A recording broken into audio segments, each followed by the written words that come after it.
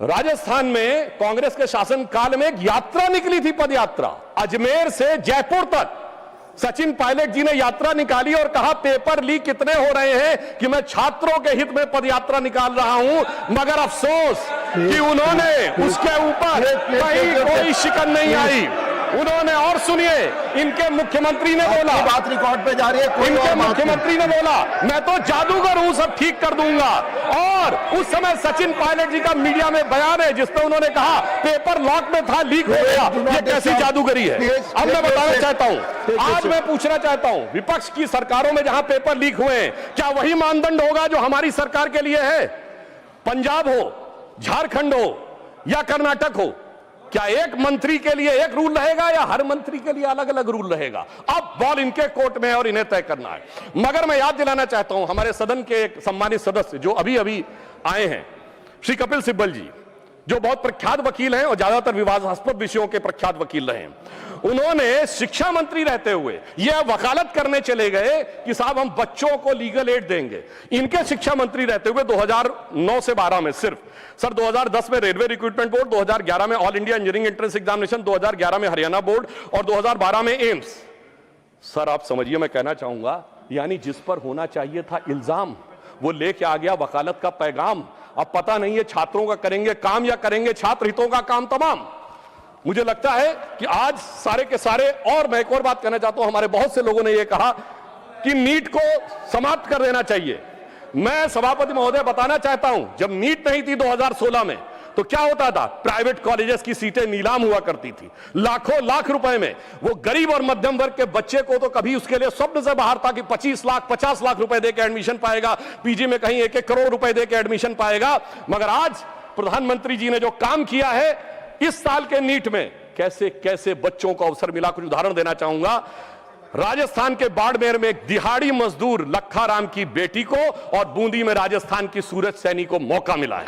भागलपुर का सूरज कुमार या रायसेन के मध्य प्रदेश का आदर्श लोधी या लखनऊ की वो नीलू जिसकी मां घरों में काम करती थी, गोरखपुर का वो विशाल तिवारी जिसके पिता ऑटो रिक्शा ड्राइवर थे, मुजफ्फरनगर का वो मोहम्मद सुहेल जिसके पिता ई रिक्शा चलाते थे। सभापति जी, इन बच्चों के अरमान पूरे होने का यदि श्रेय किसी व्यक्ति को जाता है तो प्रधानमंत्री श्री नरेंद्र मोदी जी। इन बच्चों के अरमान पूरे हुए, मगर जो कैपिटेशन फीस लेके सैकड़ों करोड़ प्रति वर्ष कमाते थे, उनके अरमानों पे बिजली गिरी है। और उस बिजली गिरने के कारण एक कहावत होती है कि तन बदन में आग लगना, मगर सभापति जी इनके तन बदन और धन तीनों में आग लगी हुई है। और मैं कह सकता हूं कि आज जिस प्रकार की आग ये लगाने का प्रयास करते हैं, मैं याद दिलाना चाहता हूं सर, इनकी पार्टी के वरिष्ठ नेता 2024 में क्या बोलते हैं इंजीनियरिंग और मेडिकल के इंट्रेंस टेस्ट में, कि जो क्वेश्चन बनते हैं वो अमुक जाति के लोग बनाते हैं, इसलिए अमुक जाति के लोग उसमें ज्यादा सेलेक्ट होते हैं, और दूसरी जाति के बने तो कौन से। मैं समझ नहीं पाता हूं कि moving charge in magnetic field या इलेक्ट्रोमैग्नेटिक इंडक्शन का अगर कोई फार्मूला होगा, उसमें जात कहां से आ गई? सभापति जी 9th क्लास में मैंने पढ़ा था, अगर सेंट्रीग्रेड को फ़ारेनहाइट में चेंज करना है तो C/5 = M-32/9 होता है। अगर ये सवाल पूछा जाएगा तो सवाल और जांचने वाले में जात कहां से आ गई? मैं जेनजी से कहना चाहता हूं, समझिए इनके खतरनाक इरादे। ये उस समय भी आपको गुमराह करने में लगे हुए थे, और आज आदरणीय खड़गे जी ने कहा कि SC ST OBC के रिजर्वेशन के बारे में, सभापति महोदय शिक्षण संस्थाओं में SC ST OBC का रिजर्वेशन, बिजला जी ने बोला था सर, जैसे ही दूसरा वाला वोट बैंक दिख जाता है, AMU SC ST OBC reservation साफ, Jamia Millia Islamia SC ST OBC का रिजर्वेशन साफ, कश्मीर में SC ST रिजर्वेशन देने की जरूरत ही नहीं है। हजारों संस्थाओं को माइनॉरिटी घोषित करके SC ST OBC का रिजर्वेशन साफ। और याद करिए सर, कश्मीर में यह प्रावधान था कि वाल्मीकि समाज की एक बच्ची जब वो PhD करके गई कि यूनिवर्सिटी में लेक्चरर बनना है, तो उससे कहा गया तुम्हारे डोमिसाइल के हिसाब से तो सिर्फ सफाई कर्मचारी बन सकते हो। और ये लोग आके आज मनुस्मृति की बात करते हैं। मुझे लगता है कि आज वो धारा 370 हटने के बाद उन्हें वास्तविक अधिकार मिला है। और मैं ये भी कहना चाहूंगा, इतना ही नहीं सर, रिजर्वेशन में इन्होंने ऐसी घुसपैठ की है माइनॉरिटीज की कि अभी एक केस जो था हाईकोर्ट ने क्वैश किया है पश्चिम बंगाल सरकार का। सर इन्होंने OBC के आरक्षण में ऐसा किया, आगे का दरवाजा खोला, पीछे का दरवाजा खोला और रोशनदान भी खोल दिया कि किस प्रकार से अपने वोट बैंक के सारे लोगों को माइनॉरिटी में लाया जा सके। अब मैं यह भी कहना चाहता हूं सर, खड़गे जी ने जो कुछ भी बोला, अब उस विषय के ऊपर मैं बोल चुका हूं, इसलिए मैं दोबारा नहीं बोलना चाहता, मगर फिर मैं बताना चाहता हूं, आज समाज में जो लड़ाई लगाने की बात की जाती है, आई जस्ट रिपीटिंग क्विकली कि डॉक्टर अंबेडकर ने अपनी किताब हु और शूद्राज में chapter number 1 page number 1 paragraph number 3 में लिखा है, there is no connection of modern day scheduled caste with the Vedic age Shudras. Second, उन्होंने द अनटचेबिलिटी में लिखा है, पेज नंबर 155 पे आप कहेंगे तो मैं अभी आपको ऑथेंटिकेट कर सके दे सकता हूं, जिसमें उन्होंने लिखा देयर वाज नो अनटचेबिलिटी, मनुदेरा started on 4th century, subsequent become on 8th century. अब 8th सेंचुरी से इस देश में क्या हुआ था ये भी याद रखने की जरूरत है। पर मैं ये कहना चाहता हूं सर एक और बात, कि आज जो लोग कॉम्पिटिटिव एग्जाम वाले बच्चों के लिए कि नेता बनने का प्रयास कर रहे हैं, सर उन्होंने कभी जिंदगी में कंपटीशन देखा है? कभी नहीं देखा सर। ये वो नेता हैं जिन्होंने एजुकेशन में कंपटीशन नहीं देखा, नौकरी में कंपटीशन नहीं देखा, पॉलिटिक्स में कंपटीशन नहीं देखा, और अपनी पार्टी में तो ऐसी रेस दौड़ते थे जिसमें एक ही आदमी दौड़ा होता था।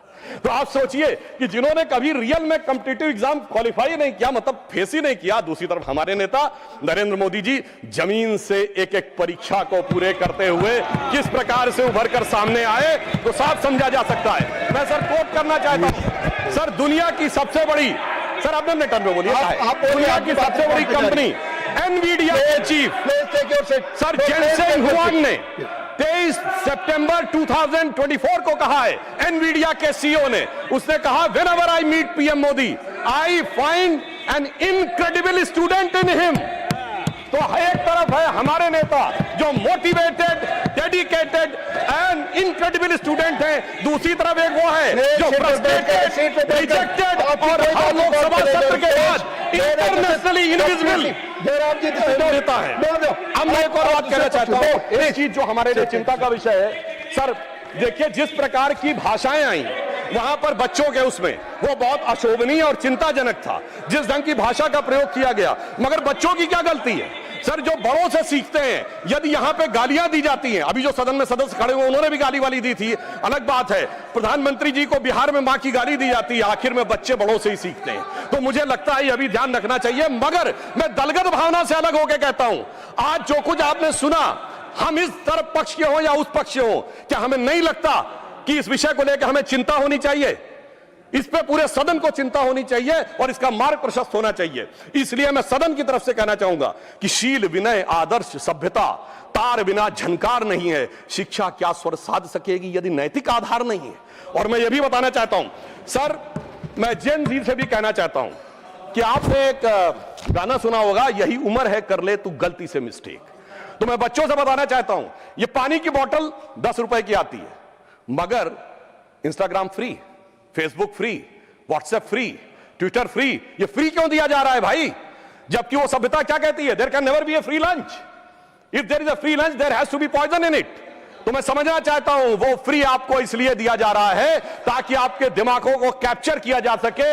इसलिए मैं पुनः 1997 की एक मूवी है यस बॉस, जो शाहरुख खान और जूही चावला थे, तो वो अपने बॉस को सोचती है कि वो मेरे लिए अच्छा कर रहा है, मगर वो उनको ट्रैप में फंसा रहा था। तो एक गाना था, बड़े टेढ़े मेढ़े दुनिया के रास्ते, खतरे ही खतरे हैं तेरे वास्ते। तो मुझे लगता है कि जेन जी को इस विषय के ऊपर समझना चाहिए। और मैं यह भी कहना चाहता हूं युवाओं से, याद रखिए योग, भोग, संग्राम तीनों जवानी के काम। और याद रखिए 80% लोग भोग में और 20% लोग संग्राम में पड़े हुए हैं। बहुत संभल कर आगे कदम बढ़ाना होगा। इसलिए मैं कहना चाहता हूं कि आज जब छात्रों के आंदोलन में कुछ ऐसे अवांछित तत्व आ गए थे, और ये मैं हवा में नहीं बोल रहा हूं, 23 जुलाई को 9:30 पे सोनम वांगचुक जी का ट्वीट है जिसमें उन्होंने ये कहा कि भाई मुझे बहुत पेन है कि कुछ एंटी सोशल एलिमेंट्स आ गए। बच्चों से कहूंगा सावधान रहिए, ये बड़े खतरनाक एलिमेंट हैं। ये अवसरवादी या राजकतावादी हर आंदोलन में चले जाते हैं, सीए में भी चले जाते हैं, किसान में भी चले जाते हैं, कुछ पहलवान में भी चले जाते हैं, आज बच्चों में भी। तो ये वो मुखौटा है जो कभी मुसलमान के पीछे छुपता है, कभी किसान के पीछे छुपता है, कभी पहलवान के पीछे छुपता है, आज नौजवान के पीछे छुपा है। इसलिए मैं कहना चाहूंगा बच्चों से कि देखिए वो जो बच्चे हैं वो तो भटके हुए नौजवान हैं सर, बच्चे तो भटके हुए नौजवान हैं, मगर सत्ता के लालच में पक्की दाढ़ी वाला एक लटका हुआ नौजवान भी है, उससे उनको बहुत सावधान रहने की जरूरत है। और मैं सर बस 1 मिनट में खत्म कर रहा हूं सर, प्रधानमंत्री जी ने और गृह मंत्री जी ने यह ध्यान रखा, हिंदी में एक कहावत है कि गेहूं के साथ घुन न पिसने पाए। हमने ध्यान रखा कि उन अपराधी तत्वों के बीच में बच्चों के साथ किसी प्रकार का वो ना होने पाए। तो मैं सिर्फ ये कहना चाहूंगा, हमारा उद्देश्य है संवेदना, संवाद के साथ समाधान खोजना, इनका है दुष्प्रचार, अराजकता के साथ घमासान मचाना। और बस अंतिम पंक्ति कहकर समाप्त करता हूं। मैं बच्चों से कहना चाहता हूं, प्रधानमंत्री जी ने जिन विपरीत परिस्थितियों में निकाला है कि वो पुराना गीत हम सबने सुना होगा, हम लाए हैं तूफान से कश्ती निकाल के, इस देश को रखना मेरे बच्चों संभाल के, हर एक कदम उठाना जरा देखभाल के।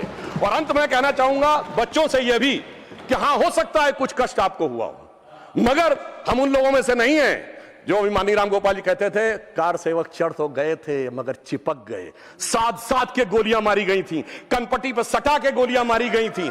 इसलिए मैं यह भी कहना चाहता हूं सर, अंत में प्रधानमंत्री जी की तरफ से बच्चों के लिए और युवा पीढ़ी के लिए कि चमन को सींचने में पत्तियां कुछ झड़ गई होंगी, यही इल्जाम हम पर लग रहा है बेवफाई का, मगर कलियों को जिसने रौंद डाला अपने हाथों से, वही दावा करे हैं चमन की रहनुमाई का।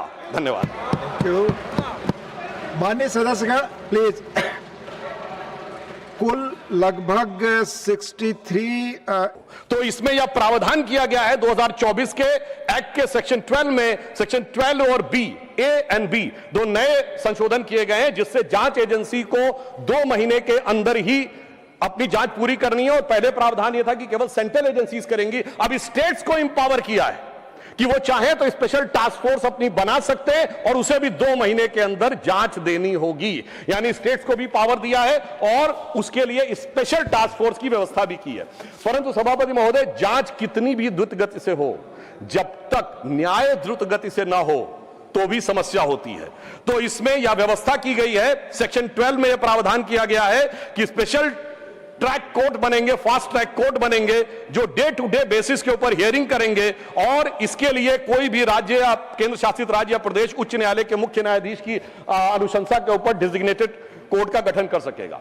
परंतु सभापति महोदय, कई बार न्याय में बीच में लोग लूपहोल निकाल लेते हैं, तो यह भी व्यवस्था की गई है, यदि कोई कानूनी दावपेच निकालकर बचना चाहे तो कोई स्पेशल टास्क फोर्स के आदेश या निर्णय को चैलेंज करना चाहे तो उसे हाई कोर्ट में 2 जजेस बेंच में ही जाना पड़ेगा और उस अपील का डिस्पोजल 3 महीने के अंदर करना पड़ेगा। यानी हर प्रकार की व्यवस्था को सुनिश्चित किया गया है। तो यदि मैं एक लाइन में कहूं तो इस विधेयक में पेपर लीक पर कठोर दंड, समयबद्ध जांच और त्वरित न्याय, तीनों का ही समस्त प्रावधान किया है। इसके लिए मैं सरकार को धन्यवाद और साधुवाद देना चाहता हूं। और इतना ही नहीं, विगत 12 वर्षों में हमारी सरकार ने शिक्षा व्यवस्था के लिए क्या क्या किया है वो बहुत सारा विस्तार लोग बता चुके हैं। आईआईटीज 15 से 23 हुई, आईएम्स 15 से 21 हुई, एम्स 7 से 20 हुए, मेडिकल कॉलेज 387 टू 808 हुए, टोटल यूनिवर्सिटी 760 से 1338 हुई, अंडर ग्रेजुएट एमबीबीएस सीट 151% बढ़ी, पीजी सीट 140% बढ़ी और 15,000 करोड़ रुपए का निवेश किया गया है ताकि आने वाले वर्षों में 10,000 नई मेडिकल सीट्स का गठन हो सके। सरकार ने 50,000 करोड़ रुपए का निवेश 2023 में अनुसंधान रिसर्च फाउंडेशन के लिए किया है और यह भी व्यवस्था की है कि 6,000 हमारे जो कॉलेज है 6,300 संस्थाओं में वन नेशन वन पोर्टल, ताकि इंटरनेशनल जो हमारे जर्नल्स होते हैं वो फ्री में अवेलेबल हो। 13,000 टॉप जर्नल्स आप कोई भी बच्चा जाके वहां से डाउनलोड कर सकता है। और इतना ही नहीं है सभापति महोदय, विगत 12 वर्षों में क्यूएस वर्ल्ड रैंकिंग में, जहां 2014 से पहले हमारे संस्थानों की संख्या सिंगल डिजिट में थी, आज 54 इंस्टीट्यूट हमारे ऐसे हैं जो क्यूएस वर्ल्ड रैंकिंग के ऊपर जिनकी रैंकिंग होती है।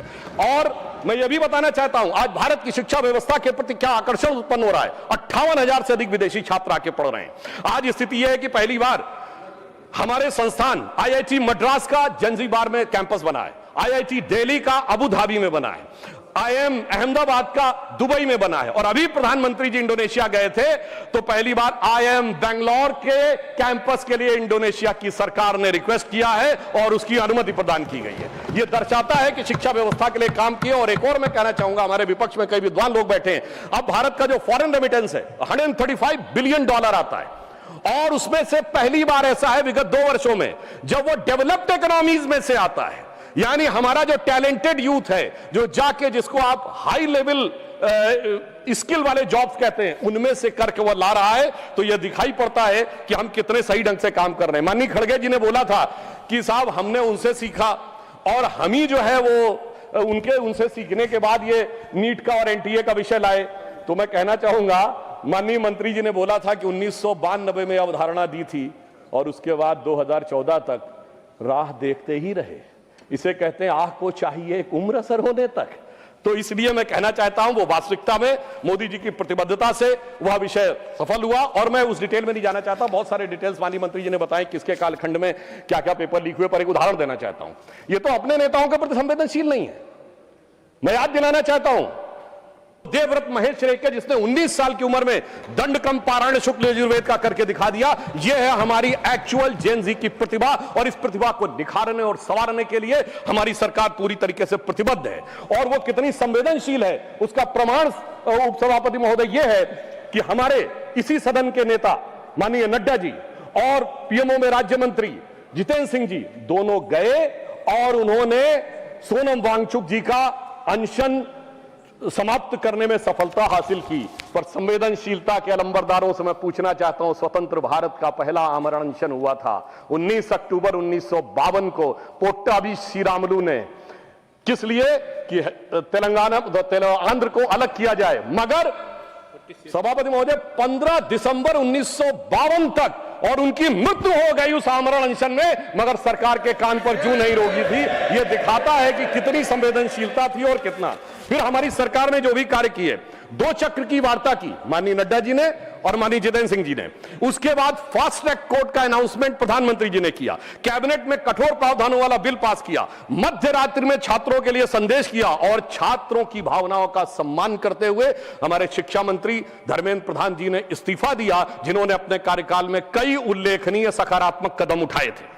और उसके बाद प्रधानमंत्री जी ने श्री नंदन नीलकर्णी जी के नेतृत्व में एक हाई पावर टास्क फोर्स बनाई। मगर सभापति जी मैं समझ नहीं पाता हूं, हाई पावर टास्क फोर्स के सदस्यों का, विद्वान सदस्यों का उल्लेख करते हुए ये गोमूत्र कहां से बीच में आ जाता है, यानी समझ में नहीं आता है, जिसका कोई रेलेवेंस नहीं उस टॉपिक से। तो मैं बताना चाहता हूं, जिनको गोमूत्र की भी समस्या है तो मैं उन्हें बताना चाहता हूं, गोमूत्र का anti bacterial, anti fungal, medicinal value के लिए यूएस में पेटेंट है and the patent number is 6410059। और गोमूत्र का बायो एनहांसर के रूप में यूएस में साइंटिफिक पेटेंट है 6896907। मगर सर क्या करें, दिमाग में मैकाले मार्क्स का गोबर भरा हुआ है, तो उन्हें कहां से समझ में आएगा। सर अगर यह आत्मविश्वास होता, जैसे प्रधानमंत्री जी ने all India institute of Ayurvedic science जो बनाया, ये 50 साल पहले बन गया होता, तो सभापति महोदय हमें हल्दी, नीम और तुलसी के पेटेंट के लिए लड़ाई नहीं करनी होती, हम आज लीडर बन के खड़े होते। मगर क्या बताएं, ये विज्ञान में पश्चिम के अंधभक्त हैं और उस अंधभक्ति की कीमत इस देश ने चुकाई, मगर प्रधानमंत्री जी ने आकर उसको एक नई राह दिखाई है। मैं ये भी बताना चाहता हूं, हम इस विषय को लेकर किसी भी प्रकार का मजाक नहीं करते, हम पूरी तरीके से संवेदनशील होकर कार्य कर रहे हैं। और इस गंभीरता के लिए जो ये बिल आया है, हमारे 3 मूल मंत्र हैं। छात्रों के प्रति संवेदनशीलता, शिक्षा व्यवस्था के लिए व्यवस्था की सुदृढ़ता और पेपर लीक जैसे अपराध के लिए कानूनी कठोरता। Which I can say in English, we are having a sensitive approach, secure process and a stringent law. So triple S is our main motto, how to ensure these things. और मैं यह भी कहना चाहता हूं कि इस विषय पे 2 पक्ष हैं, एक लीगल यानी वैधानिक पक्ष और दूसरा है राजनीतिक पॉलिटिकल पक्ष। हम दोनों, पहले मैं लीगल पक्ष के ऊपर बात करूंगा, फिर पॉलिटिकल पक्ष के ऊपर। मगर हमारी सरकार ने यह प्रतिबद्धता दिखाई है कि जब छात्रों के भविष्य की बात आए तो ऐसा कठोर कानून बनाया है कि पेपर लीक करने वाले माफियाओं का मनोबल गिरना नहीं चाहिए, मनोबल जमींदोज हो जाना चाहिए। और इसके लिए 2024 के एक्ट के सेक्शन 11 के सबसेक्शन 2 में यह स्पष्ट किया गया है कि यदि कोई संगठित पेपर लीक करता है तो 1 करोड़ रुपए से उसको आर्थिक दंड को 10 करोड़ रुपए किया गया है। इसका उद्देश्य यह है कि यदि कोई ऐसा करता है तो उसकी आर्थिक ढांचा जमींदोज हो जाना चाहिए। सबसेक्शन 1 में 5 वर्ष के कारावास को 7 वर्ष किया गया है और 7 वर्ष के कारावास को 10 वर्ष किया गया है। 2024 के एक्ट के सेक्शन 10 में संशोधन किया गया है कि यदि कोई व्यक्तिगत रूप से इसका दोषी पाया जाता है तो 50 लाख रुपए का होगा फाइन। माननीय मंत्री जी ने कहा था कि सर्विस प्रोवाइडर के ऊपर भी कड़ा शिकंजा करने की व्यवस्था की गई है। तो यदि कोई सर्विस प्रोवाइडर या मैनेजर होता है तो उस पर 1 करोड़ रुपए का फाइन और सजा जो है वो 10 वर्ष तक की हो सकती है। परंतु मैं कहना चाहता हूं सभापति महोदय, कानून कितना भी कठोर हो वो तब तक प्रभावी नहीं हो सकता जब तक जांच द्रुत गति से ना हो।